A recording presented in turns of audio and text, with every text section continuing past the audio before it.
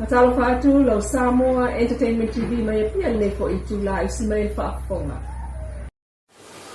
Ua to ai tau nui whanuati no maliliu o whanau le tunu. Lea na a fio la to soifua isi whaalawe tau ta awani. A o iai Victoria Malepone au sitalia mo ngaluenga whaawaitangi. Ile masina na te nei.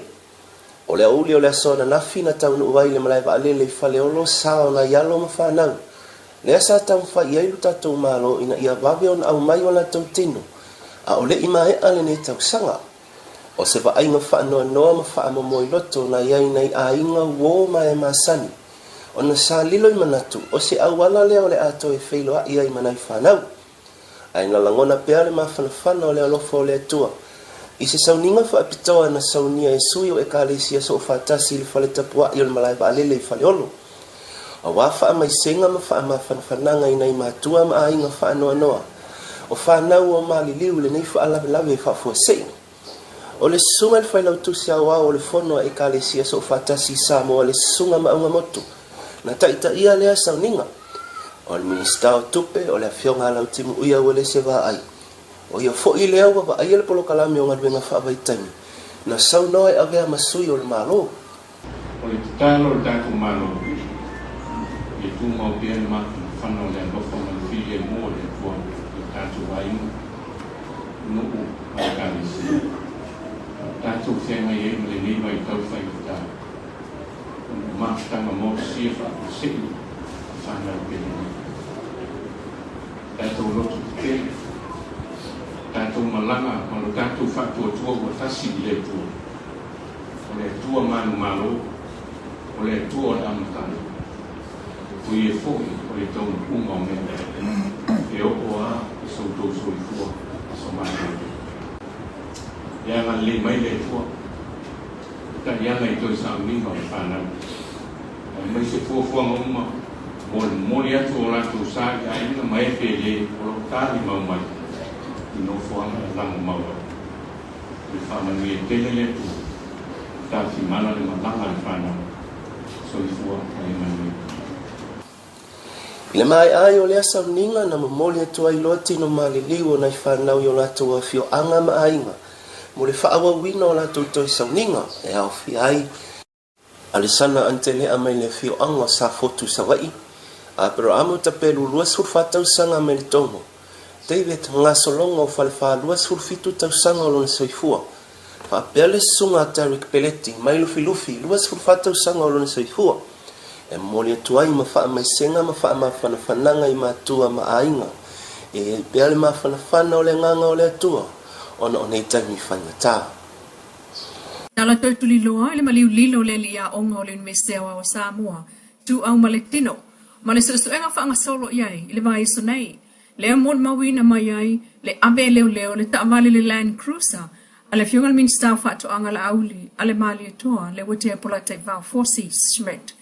Ile mta upule neina ta wai il famsino sini il famsino ngawalunga Justice Clarence iluma o tusitala o sevaenga o lana fola sanga il maftanga fale o onga a tusitala male o fasalau taloi nei. Ile tele o famtalanga o salalau iluma o le social media il nemta upu. Peita e tato tulilo ina o mta upulea sa tua ia ile Land Cruiser ile moli mawa Samuelu. Mai tawina le tua ia o leisi fai pule o maliwa ia fo ilana Land Cruiser. Peita e o lo ngā lulu e pēlo ia a Samuelu ia lātou tāpen penanga o wha moe se taimi e wala a wai lea mata upu. Nō tātou fsilinia le fionga minista ia la auli, mafo anga wa awea ia leo lana Land Cruiser peitai, o lana ia fo ile na fasili. Ua mai ai se toi sauninga le fionga a Iloilo Francis e Mosi Pune e whāsuf na walu tau sanga, i lea so wharai lea na nafi. O le alo lea, na a fie se whaalawlawe tau ta amale a o asia siatu i Solomona i le taimi o ta alonga al Pasifika. Le o ta ueli tu lawa leo Solomona, o ta o fia i se tangata nu o lalato tunu e luis fulto sangal matua, i lona so o tanga ili maliu le likpai late. Nisi ui poti man le teo polinsia, e to o luas hulula wha inga o malu le malo na wha amawai e se mai ma le matanga luenga o leo le nei tau sanga. Pei ona tā ua le komesina o leo le fionga au apa au longa Tino Filipo. I lana ripoti o le au wha au ule a stofi taruai. Sau nō komesina. O nisi o ila tau ua whaamawai ina ua whaamanu ia ina le sei wha tau sanga New Zealand. O nisi ua malanga o na o ngaluenga whaavaitaimi. O nisi ua mauawa noa nisi o matanga ngaluenga le malo, po o le nonofo foi o na o mafua anga wha le ainga. Na whailoa foi au o pa au o le toa whasfulu walu o li ima tamaita i leo leo lea na whaau uli wai aso te anei. Na maua o la toa wanoa ina ua whaasaralaua wanoa wha leo leo e walu sifulu o le matanga ngaluenga. Ma fili mai ai le toa lima sifuru wha na wa o ina to tonu o le sifuru fitu wai aso tole ninga ma wa onga. Petai, na toi wha ma mulu le isi to ono. Ono o fuafuanga wha le hainga. O na tutoe mai ai leo le toa whasfulu ma le walu. Tolu sifuru tasio tamaitai, ai sifuru ma le fitu o li. O le wasego wha i ulo na lua fo ilea i le neitau sanga lua o lua tonu. Ai ele o mawhai ai lava o na au sia le whai numero o leo leo te tau na iai. Ta ua le komisina o lo te tala pea wanoa mo alo ma whanau le atunu. O lo iai lea nganga e fia tautua e avea ai mamalu o le malo o Samoa. Te leo o lolo vai tonu o le taulanga. Am tasi o le tasi la leo vaenga o ngā ruenga whaalelei o le taulanga o iei nei. Ia leo tō tanga i mai leo tō e mai ele ala vai te le lava le nei. Mau e fo i se whaila inga ma le sunga ia ole. Ia o lo iei fo i le poro keking e ma le whainga o la tonu wale tātou. Kala kua e wale te fo si te tulanga o iei e vai vai e man. Ele te leo tumai ngol taulanga pia o maka timoa. Ia. Kapela nei tanga to ko kala ni alo mal malo dentro ele mai ala vai sa una e sai lago pat pala que o coloca e vai pa Ia. verpa vai ngai ai O ala ko sui vai pala po te le amata me pa po ngore. sa wa mai ro sa ngai malala O sa wa pa te tanga e loi le sa ele mai so vai umala nunga o te le la ato e tafe mai mo ke le la le trene. Ah, ke le pai pa. Ah. Ang puli mo kaya mo pere kaya Ia. so Le lei pa te te le a, pa te ko ngā ruenga le lei. Ah, ro pa. Nui ara.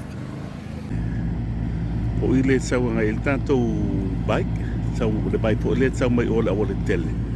Ia le la o to tanga ia tu ta sui o ngā bike pa. Ma o lo wa eli. Le whai ala ngā ruenga tai au nei. Ia. Le wala. Le ia tu ia o ngā whai pa ke le a la poa. Pai ngō pia fo le bai na kape atu i a luanga il san.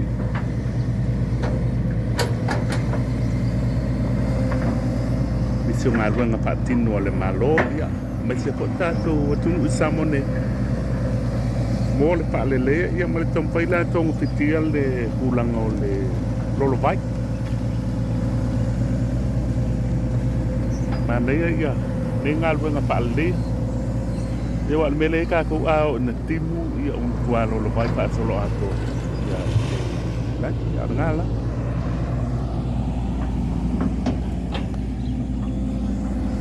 Papsanga tonu ama le tale malole le lava. Olo pati noi la le ngā ruenga le nei. Lau Samoa Entertainment TV mai a pia, tātou toi whei roi fo i le vai o sa fong. Sha-la-la-la-la, whaamanui ale kirisimasi. Ua fio mai ole tupu ole rangi.